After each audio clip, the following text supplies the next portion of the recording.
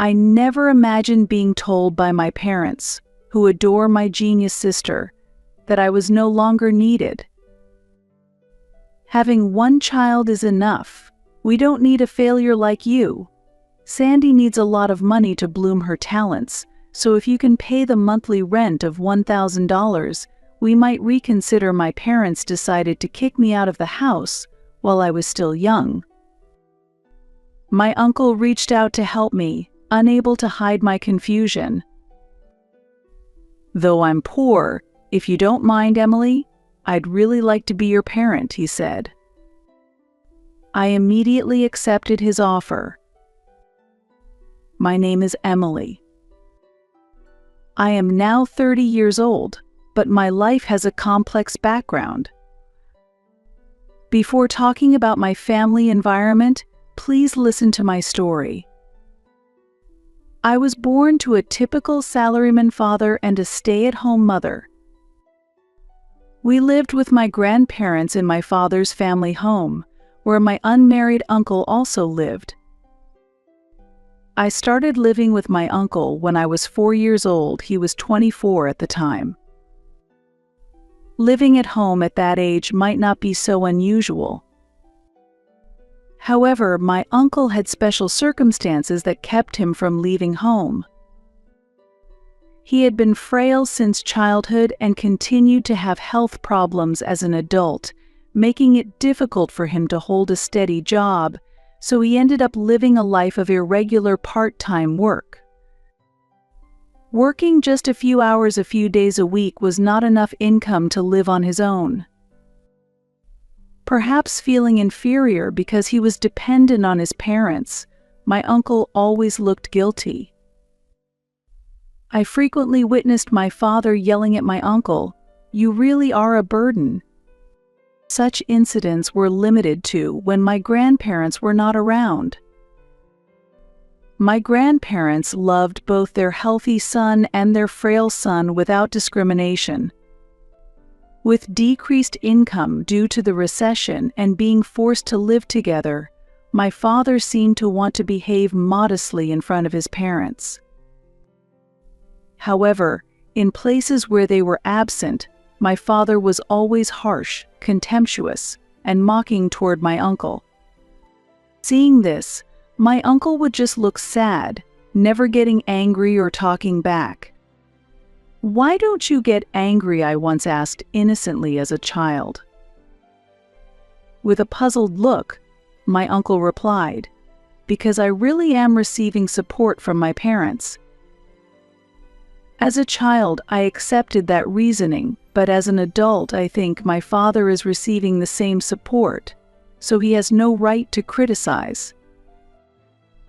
If I had understood that at the time, I would have supported my uncle. Unable to grasp it as a child, I felt uncomfortable when my father raised his voice at my uncle but couldn't speak up. It's true that the atmosphere was peaceful when my grandparents were around. Under their watch, my uncle would smile gently, and my father would hide his emotions and behave accordingly. My mother was too busy caring for my young sister and me to pay attention to the relationship between my father and my uncle. As a child, I believed these days would last forever. However, our everyday life changed unexpectedly. My grandparents died in an accident. I was 6 years old at the time. My sister and I cried bitterly, overwhelmed by deep sadness and loneliness. I clearly remember my uncle also quietly shedding tears. But what I can't forget is my father's laughter. Yes, he was laughing. Despite the death of his own parents, he never cried. Not when we rushed to the hospital, not while preparing for the funeral. It wasn't just that he was composed, it was clear to me, even as a child, that my father was not grieving. And that conviction only grew stronger. On the day of the funeral, my father was laughing secretly, thinking no one was watching. I happened to see his face in a moment, and I clearly caught his expression. It wasn't a laugh born of sadness or confusion, but a smile of genuine joy, the kind of happiness I, as his daughter, recognized. My father was inwardly pleased with the death of my grandparents. He was probably considering various financial benefits. That smile was very unpleasant, and it felt terrifying to me as a child, making me cry. Perhaps it was taken as tears for the death of my grandparents. At that moment, my uncle put his hand on my shoulder and gently stroked it with a tender gesture. My eyes were red with tears, but my uncle's eyes, while filled with sadness, watched over me with warmth. Why was this so? Despite being blood brothers, my father and uncle had completely different reactions to our parents' death. At that time, my suspicions about my father deepened. Afterwards, my father's behavior changed significantly. His attitude towards my uncle became noticeably colder, and he would say things like, "Why should I have to take care of a useless person like you? You should be grateful just to be allowed to live here," he also said. "If you can't even pay rent, I should take all the inheritance," he declared. I didn't understand it at the time, but these statements were clearly unfair. Legally, the inheritance should be equally divided between siblings, but my father tried to monopolize it. My uncle had the strength to stand up to him and could have resorted to legal action if necessary. However, my uncle chose not to do so. While showing a saddened face, he didn't argue back or claim his share of the inheritance. Worried about my uncle, who seemed to have lost his will, I asked, "Are you okay?" To which he replied weakly, with a smile, "I'm frail and things aren't going well with my job, so it can't be helped." Day after day of verbal abuse from my father worsened my uncle's frail condition, leading to weight loss and a pale complexion. Despite this, my uncle always told me not to worry, smiling at me. However, 3 months after my grandparents passed away, my uncle was ultimately driven out of the house. "You're useless. Get out," my father said, and without saying or doing anything, my uncle left. "Uncle, don't go," I pleaded in despair, tugging at his arm, but he gently removed his hand from mine, placed it on my shoulder, and said, "Don't worry. Emily, you're strong, you'll be okay even without me." "But I'm worried about you," I replied. I was worried about my uncle, who was not healthy and couldn't hold a regular job, having to live on his own. As I looked at him with tears in my eyes, he said, "It's okay," and left. The farewell from my uncle was deeply saddening, but there was nothing a young child like me could do. Furthermore, I myself was soon in a situation where I couldn't afford to worry about others. 2 years after my grandparents passed away, the 8-year-old me was attending elementary school regularly, and my 6-year-old sister Sandy was about to enter elementary school as well. It all started when my mother mentioned that Sandy had been praised for being very smart in kindergarten. "This intelligence must definitely be inherited from me," my father exclaimed excitedly, and impulsively decided to have her take an IQ test. We were all astounded by the results. An IQ of 150. This is my DNA. The impressive number IQ 150 was displayed. Although I couldn't fully comprehend what made this so incredible, I understood that my sister was exceptionally gifted. "That's amazing, Sandy." He. "Thank you, big sis." When I casually praised her, she smiled joyfully. Those were truly happy times. But that was as good as it got. The developments that followed were the worst. "All right, let's have her take entrance exams," my father decided. So soon. My mother was surprised, but she was pushed by my father's unfounded confidence that if she's talented, it will be fine, and she got excited too. From then on, my sister began attending tutoring every day. Since my mother accompanied her, household chores were often neglected.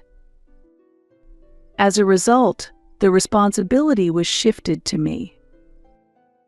"Since your mother and Sandy are busy, you'll take care of the house," I was commanded. Thus, doing laundry and cleaning became part of my daily routine.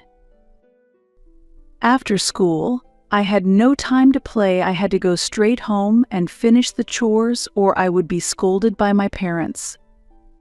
Days began to appear where I would skip meals because I hadn't done the chores. "You're a failure, we can't spare time for you," I was scolded. "Why can't you get perfect scores?" was a routine scolding from my father for my grades in the 90s. "Really, can't you be a bit more like your sister?" my mother said. Even if I scored high on tests or came out on top at sports day, my parents neither praised me nor paid attention to me. I was just continually ignored. "Be like your sister, Sandy," was like a mechanical repetition. Moreover, they would add condescending words such as, "It's impossible for you, but Sandy is a genius.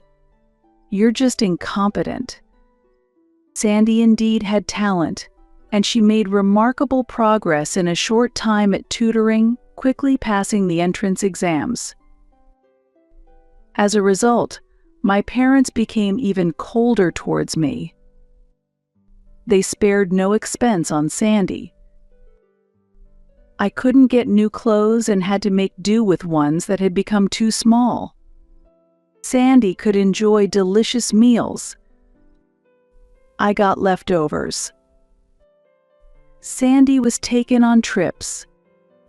I had to stay home and watch the house. My parents clearly favored only Sandy. "This child has a promising future. She'll secure our old age," my father boasted. Should we make her a doctor, or perhaps a lawyer? Becoming a politician wouldn't be bad either, my mother pondered. "We're really lucky to have such a talented daughter," my father said proudly. My existence went unnoticed by my parents, and me, crying behind Sandy, continued to be overlooked. Then, when I was 10 years old, my parents made a cold declaration. "One child is enough. We don't need a failure like you. Sandy needs a lot of money to bloom her talents, so if you can pay the monthly rent of $1,000, we might reconsider," they said. What I was bewildered. "We're saying that one child, Sandy, is enough," my father continued. "That's impossible. What am I supposed to do alone?" I said. "Why don't you try contacting your uncle for now? We'll give you some pocket money. Figure it out on your own," they said, handing me a little bit of money, and I was driven out of the house. I cried and banged on the front door, asking to be let back in, but there was no response. The door remained closed. In despair, I headed to the station. Even at the age of 10, I had the necessary knowledge and could take the train. I asked people for directions and finally arrived at the apartment where my uncle lived. When the bell rang, my uncle came out, showing the same kind face as always. He looked surprised but invited me inside, and when I explained the situation, my uncle showed his anger. "What are they doing?" my uncle exclaimed. I wasn't being scolded myself, but I was tormented by guilt for being forced out. Not knowing what to do next, tears welled up in my eyes. At that moment, as I looked down, my uncle gently placed his hand on my head. That hand, memorable for its size and warmth, was full of compassion. "It must have been hard, but don't worry anymore," my uncle said. "But what should I do now? As you see, I'm prone to illness and have little income, so I'm poor," my uncle said with a wry smile as he looked at me. Although we had lived apart for a while, my uncle's expression had grown much stronger than before.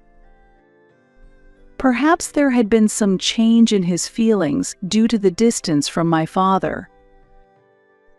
Looking directly at me, my uncle said with a smile, "I'm poor, but if you don't mind, Emily, I really want to be your parent. I'd like to become your foster father. I might not be very reliable, though." Before he finished speaking, I had already jumped into my uncle's broad chest. It was similar to my father's, yet entirely different. That chest gave me a great sense of security. "You don't have to worry about anything anymore." Hearing that, I cried with relief, and my uncle gently stroked my back, comforting me.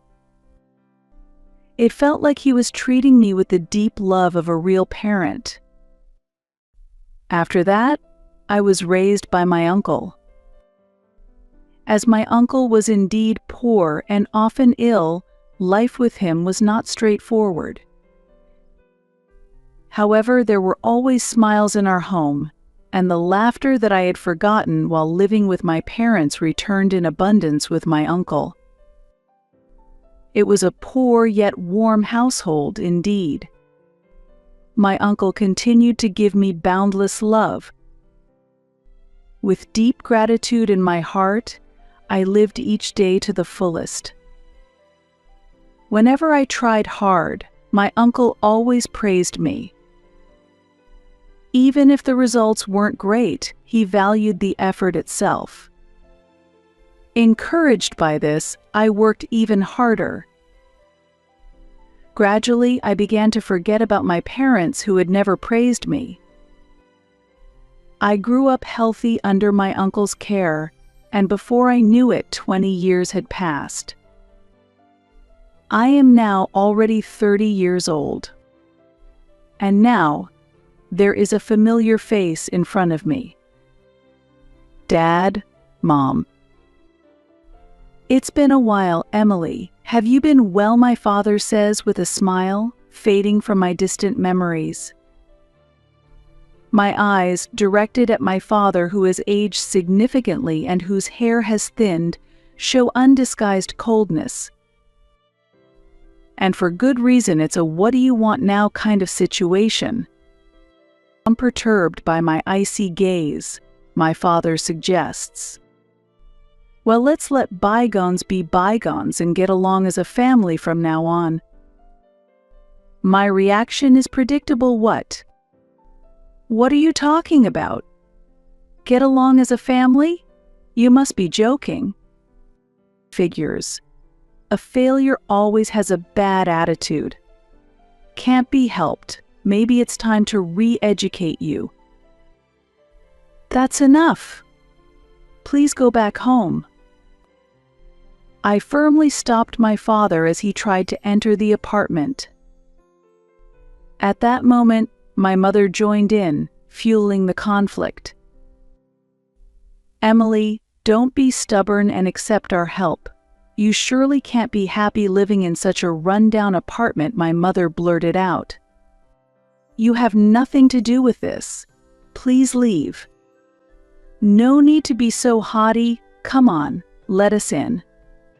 No, just go home. Let us in. Go home. Even though they've aged, they pushed with more strength than I expected. Maybe it's because there were two of them, which made it hard for me to push back.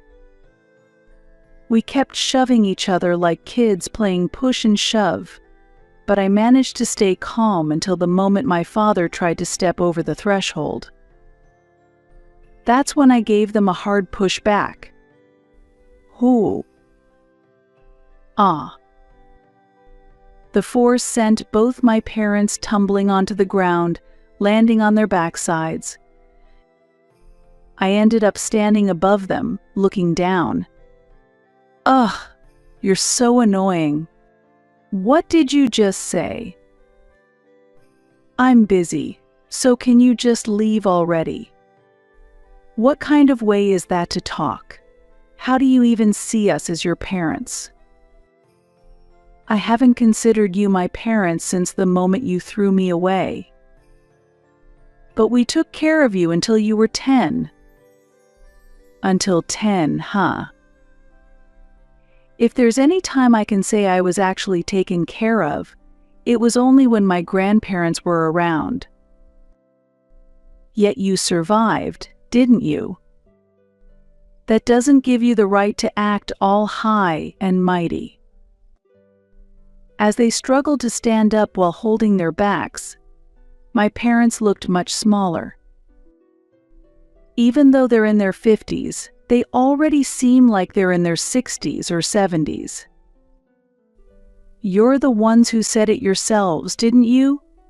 That Sandy was enough.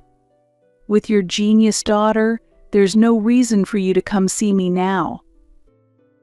Well, it's not so simple anymore. At my words, my father grimaced and responded in an irritated tone. Did something happen to Sandy? What? Did she end up in need or something? She became a lawyer. Well then, there's no problem, right? That's amazing, just what you'd expect from someone with an IQ of 150. Oh, or so we thought, until she suddenly disappeared.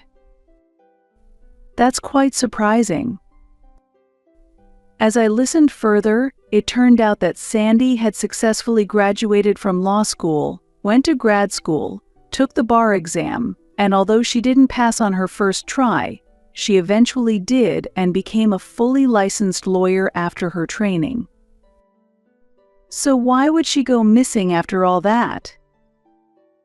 She left a note saying, "I won't be taking care of you two," and then she just vanished. That's a tough situation. So in short, she's abandoned you. Congratulations. There's nothing to celebrate.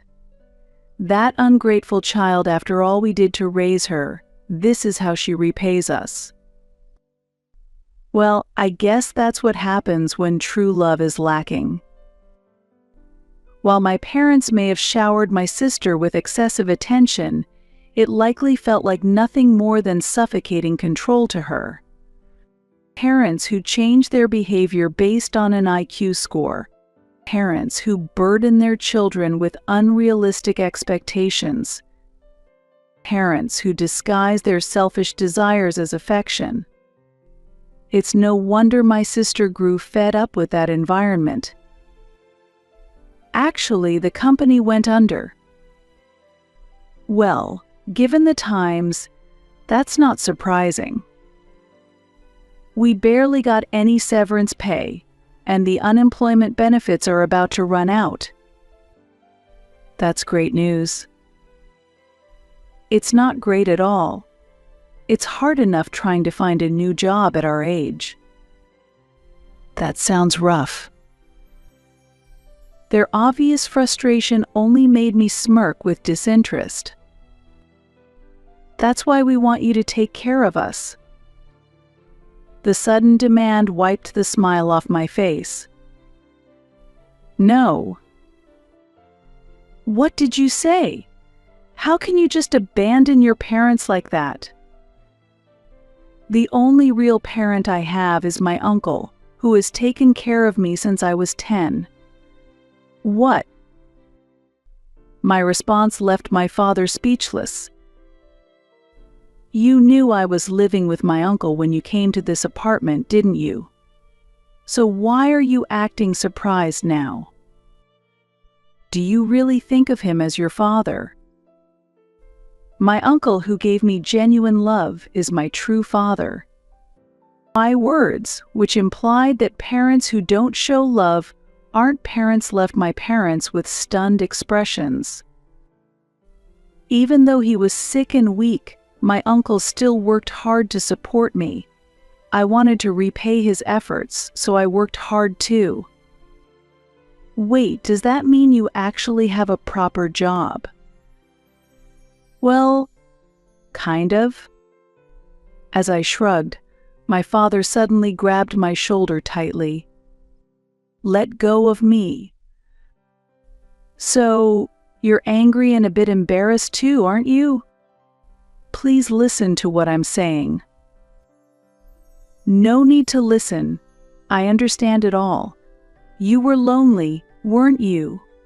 You're sulking because only your sister got all the attention, right? But deep down, you're happy to see your parents, aren't you?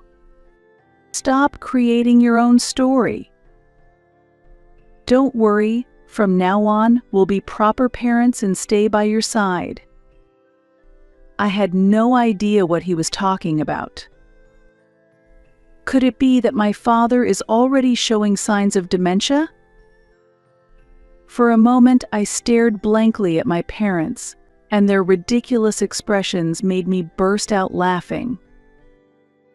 Why are you laughing? Is it because you're happy? Haha, not at all. Just so you know, in the past 10 years, I never once thought about either of you. Thanks to my uncle, I had a fulfilling life. As my parents stared at me in shock from my sudden laughter, I continued to speak. Actually, I received a scholarship to graduate from university. Oh, really? Then you must have gotten into a good company. Yes, I did. I got a job at a well-known big corporation. That's great to hear.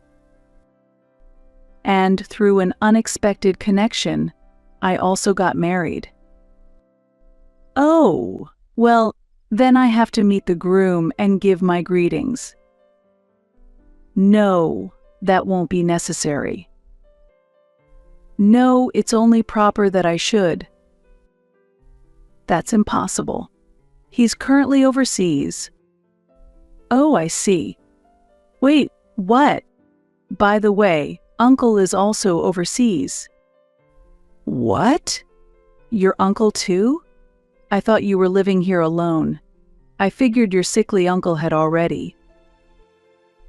Don't go assuming my uncle is dead.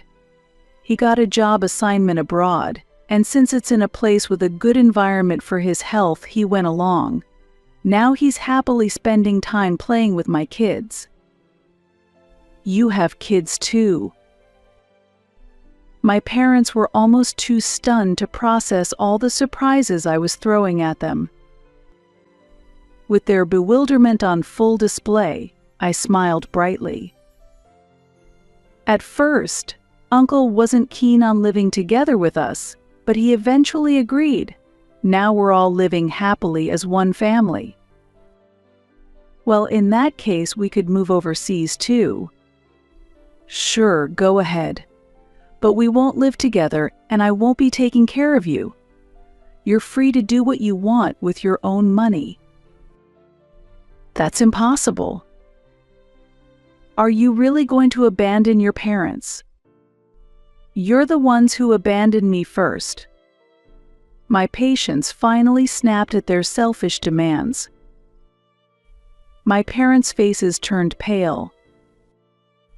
I have no gratitude toward you for anything, but I owe a great deal to my uncle.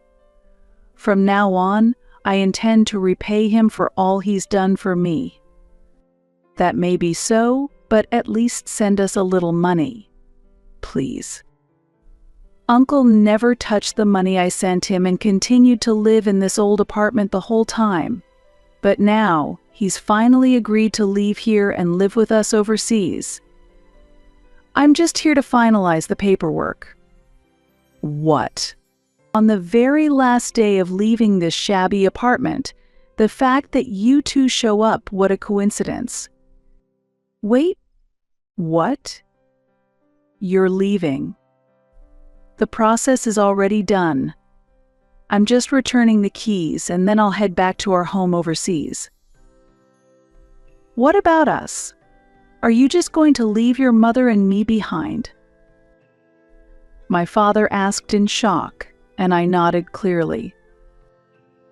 Thank you for abandoning me. I said that with a smile, leaving them speechless. Truly thank you. Because of you, I'm happy now. With those words, I walked past them. How does it feel to be abandoned by the daughter you once threw away? I asked one last time, but there was no response. Without waiting for an answer, I left. It felt like this was the final goodbye to my real parents. After that, I returned to my home overseas. Throughout my life with Uncle, I worked hard and persevered. That effort paid off, and I secured a job at a reputable company.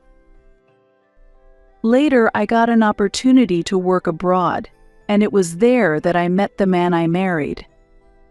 Uncle shed tears of joy as he celebrated our union. Soon we had children, and we invited Uncle to join us, and now we're all happily living together as a family. My husband, our children, and of course Uncle too. And I hope I can meet someone wonderful like you did, Big Sis said, my sister, who stood beside me, smiling as she watched the kids play in the garden. Don't worry, you'll find someone great. You're finally free from our parents' control, I reassured her with a smile. That being said, I really need to get used to this new job, my sister said. Why not try getting a law license in this country, I suggested. I'm not interested in being a lawyer. I've had enough of doing what our parents wanted. I want to take on a job that I truly want to do, she replied. You're right, I agreed. Right after our parents abandoned me, a letter from my sister arrived at my uncle's house. In it, she described how she was suffering under the excessive expectations and pressure from our parents. After discussing it with my uncle, we secretly arranged to meet my sister on her way home from school. We kept in touch without our parents knowing. My sister wanted to live with us, but with my uncle's financial situation, it was impossible for him to support both of us.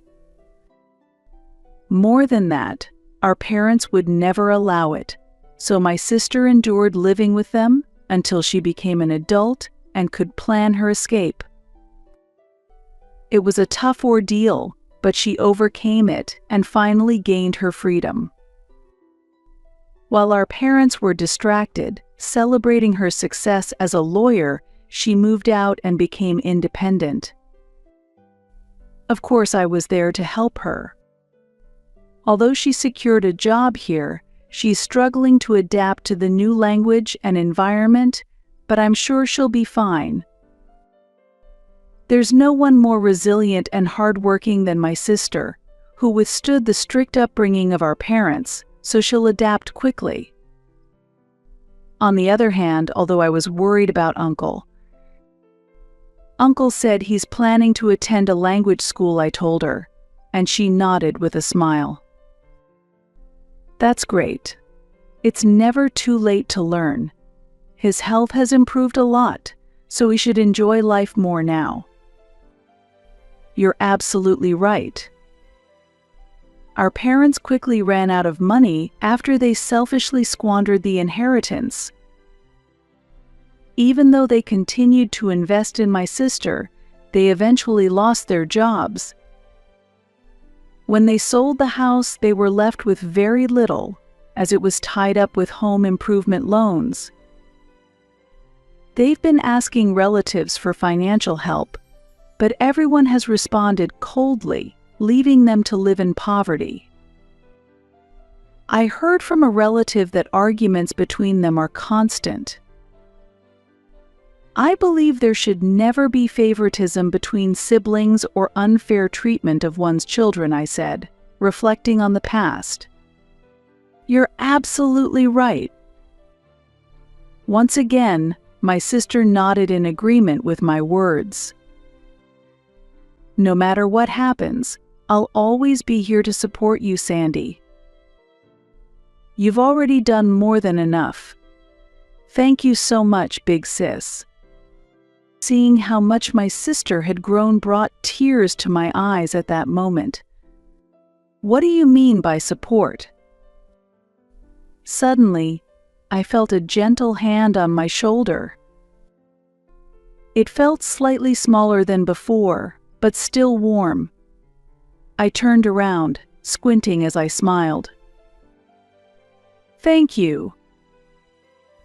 Huh? As I turned, I saw my uncle standing there, looking surprised at my words. I smiled warmly and said, "Thank you, Dad. I love you."